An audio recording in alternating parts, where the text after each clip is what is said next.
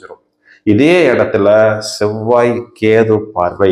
இப்போ 7ஆம் இடத்துல இருக்கக்கூடிய சனி பகவான் சும்மா இருந்தாருன்னா கூட ஓரளவுக்கு நம்ம அவரை விட்டுறலாம், ஒத்துக்கலாம். ஏன்னா இந்த ராசியாதிபதி புதனுக்கு சனி நட்பு கிரகமா வந்துட்டதுனால பரவாயில்லன்னு விட்டுறலாம். இப்போ இந்த ராசியாதிபதியை பொல்யூட் பண்றதுக்கு, அதாவது அவரை தவறான வழியில் செல்ல வைப்பதற்கு அஷ்டமாதிபதி செவ்வாய் அஷ்டம பார்வையில் விஷ பார்வையில் பார்க்கிறார். இதே செவ்வாய் இவங்களுக்கு 3ஆம் இடத்தையும் 4ஆம் பார்வையா பார்க்கறதுனால ஏதாவது ஒண்ணு புதுசா செய்யணும் அப்படின்னு இவங்க முயற்சி பண்ணுவாங்க. அதுல போய் இவங்க சிக்கிக்குவாங்க. புதுசா லோன் தரேன்னு அப்பதான் யாராவது ஒருத்தங்க ஃபோன் பண்ணுவாங்க, அதுல போய் சிக்கிக்குவாங்க. 7ஆம் இடம்ங்கிறது திருமணத்துக்காக போவாங்க.